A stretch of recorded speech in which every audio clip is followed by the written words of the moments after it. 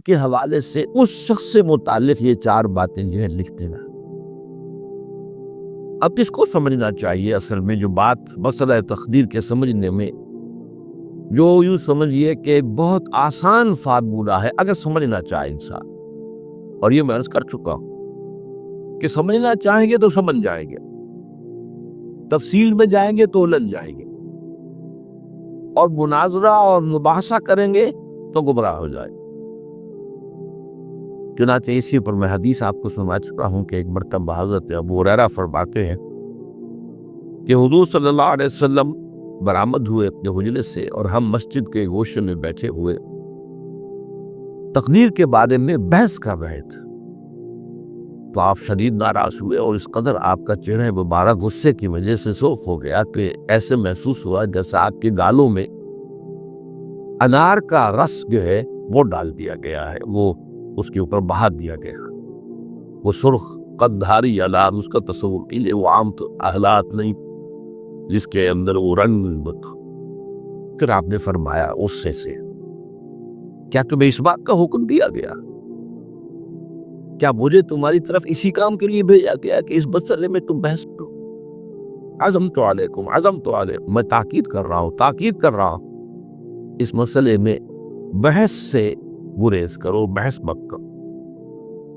تو یہ مسئلہ اگرچہ اس اعتبار سے بڑا مشکل ہے، اگرچہ سمجھنا چاہیں تو سمجھ سکتے ہیں، لیکن میں ایک اور حدیث بھی آپ کو سنا دوں کہ اس پر ایمان کس قدر لازم ہے۔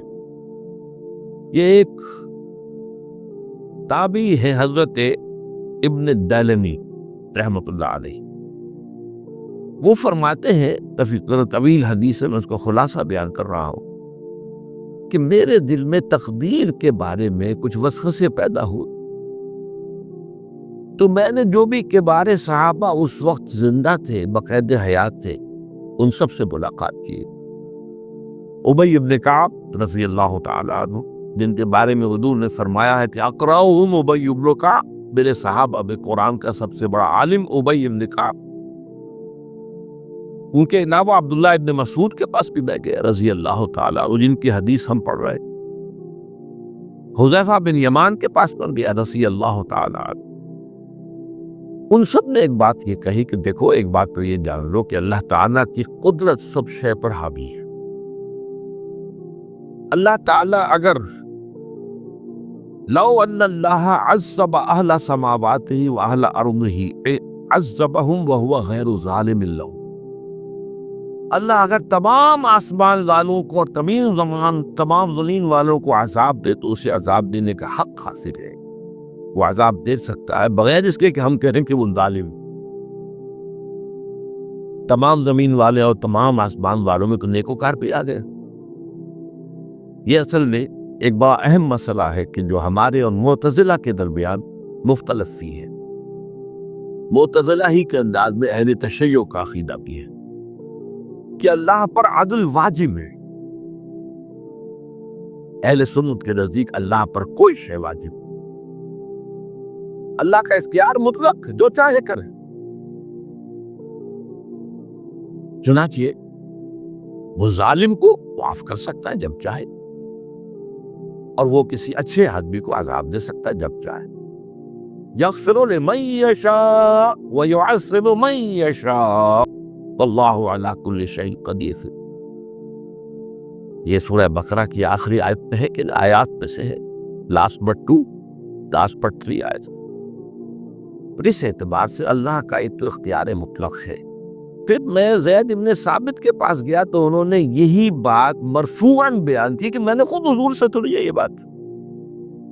باقی 3 صحابہ کے بارے میں تو وہ کہتے ہیں کہ انہوں نے گویا کہ اپنی رائے کا اظہار کیا، اور اگر اللہ تعالیٰ چاہے لو رحمہم، تمام آسمان والوں اور تمام زمین والوں کو بخشتے اور رحم کرے، لکانت رحمتہ خیرا لہم من اعمالہم، تو اس کی رحمت جو ہے وہ یقیناً لوگوں کے اعمال سے بہت بالا ہے، بلند و برتر ہے، وہ جو چاہے کرے۔ وہ ابو جہل کو بخشتے، کون اعتراض کر سکے گا؟ اور وہ کسی سے بڑے شخص کو جو ہے وہ عذاب دے، کون اعتراض کر سکتا ہے؟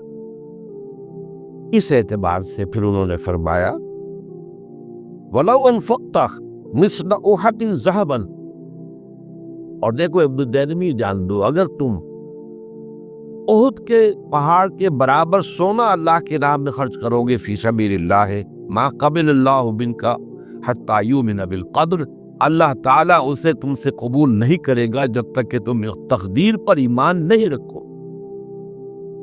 اور اس کے بعد فرمایا اعلم، جان لو، انما اصابک لم یکن لیخطئک، جو چیز تم پر واقع ہوتی ہے، کوئی تکلیف آتی ہے، کوئی حادثہ پیش آتا ہے، وہ تم سے ٹلنے والا تھا ہی نہیں۔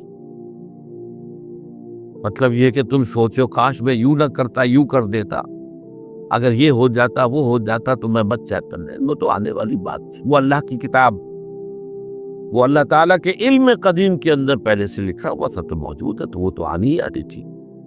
وَأَنَّمَا أَخْطَأَكَ لَمْ يَكُنْ لِيُصِيبَكَ، اور جو چیز کہ تم سے چھوٹ گئی، جاتی رہی، تمہارے ہاتھ سے نکل گئی، ممکن ہی نہیں تھا کہ وہ تمہیں ملتی، وہ اللہ تعالیٰ کا مجھے علم قدیم ہے، اس کے اندر پہلے سے طے ہے۔ وَلَوْ مِتَّ عَلَى غَيْرِ هَذَا لَدَخَلْتَ النَّارَ، اگر دیکھو تم غور سے سن لو، اگر اس عقیدے کے سوا کسی اور پر تمہاری موت واقع ہوئی تو جہنم میں داخل ہو جاؤ۔ تو یہ اس ایمان بالقدر کی اہمیت کا معاملہ۔ اس کے لیے جو میں کہہ رہا تھا کہ فارمولہ جو سمجھ میں آ سکتا ہے وہ یہ ہے، انگریزی کی دو اصطلاحات کے حوالے سے پہلے میں واضح کروں گا، وہ ذرا زیادہ واضح۔ ایک ہے پری نالج، کسی چیز کا علم پہلے سے ہونا، ایک ہے پری ڈیسٹینیشن، کسی شے کا پہلے سے طے پا جانا۔ ان دونوں میں گڑبڑ کا نہیں کرنا چاہیے۔ اللہ کا علم قدیم اس کے جبر کو مستلزم نہیں ہے، اس کا علم ہے یہ کہ تم یہ کرو گے، اس کا مطلب یہ نہیں ہے کہ تم اس کے جبر کے تحت کر رہے۔ اس کی ایک سادہ سی مثال میں دیا کرتا ہوں، پھر میں عرض کروں گا، سمجھنا چاہیں تو یہ فارمولہ بہت کافی ہوتا ہے۔ آپ کسی بچے کے سامنے کوئی کھلونا ڈال دیں، آپ کو تقریباً یقین ہے وہ متوجہ ہوگا، اسے اٹھائے گا۔ ہو سکتا ہے بچہ کسی اور دن میں اس وقت ادھر اس کی توجہ کسی اور دن نہ اٹھائے، اگر وہ اٹھا لیتا ہے تو آپ کے مجبور کرنے سے تو اس نے نہیں اٹھایا، اس نے تو اٹھایا ہے اپنے انسٹنکٹ کے تحت کہہ لیں، اپنے ارادے کے تحت کہہ لیں، آپ مجبور آپ نے کی۔ لیکن اللہ تعالیٰ کا جو اندازہ ہوتا ہے، وہ اندازہ قدر کے معنی اندازہ بھی ہے، میں بیان کر چکا ہوں آپ، اس کا جو علم قدیم ہے وہ غلط ثابت نہیں ہو سکتا۔ ظاہر بات ہے کہ پھر تو اعلیٰ کل شیء علیم وہ ہے، اس کا علم قدیم جو ہے اس میں کوئی خطا نہیں ہو سکتی۔ یہ ہے در حقیقت پری نالج اور پری ڈیسٹینیشن، دونوں کے اندر فرق کرنی ہے، یہ جبر نہیں ہے۔ ہاں اللہ تعالیٰ کا علم ہے، اس علم کے مطابق چیز جو ہے وہ لکھتی گئی ہے، وہ تو ہو کر رہے گی، ہوتی تو ہے، لیکن اس کے کب